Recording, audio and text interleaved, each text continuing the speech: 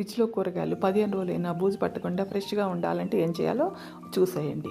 ముందుగా కూరగాయలని ఇలా ఆరబెట్టుకొని తడి లేకుండా చూసుకోవాలండి. తర్వాత ఒక కాటన్ క్లాత్ని చిన్న చిన్న ముక్కలుగా చేసుకొని పెట్టుకోవాలి. మనకు కావాల్సిన సైజులో చున్నీ అయినా కాటన్ శారీ అయినా చూసుకోవాలి. పాలిస్టర్ మాత్రం పెట్టకూడదు. తర్వాత తడి ఆరిపోయిన ఈ కూరగాయలని ఈ కాటన్ క్లాత్లో వేసుకొని ఇట్లా ముడి వేసుకోవాలి. లూజ్గా వేసుకోవాలని టైట్గా వేసుకోకూడదు. టైట్గా వేసుకుంటే గాలి లేక మళ్ళీ బూజు పడతాయి. ఇలా వేసుకొని పాలిథిన్ కవర్లో పెట్టుకొని ఫ్రిడ్జ్లో స్టోర్ చేసుకుంటే మనకి 10-15 రోజులైనా కూడా ఫ్రెష్గా ఉంటాయి.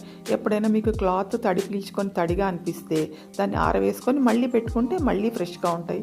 ఈ టిప్ మీరు తప్పకుండా పాటించి చూడండి. నేను 15 రోజుల క్రితం బెండకాయలు పెట్టానండి. ఒకసారి తీసి చూద్దాం ఆ బెండకాయలు ఎలా ఉన్నాయో. ఈ పాలిథిన్ కవర్లు కూడా ఇలా లూజ్గానే ముడేసుకోండి.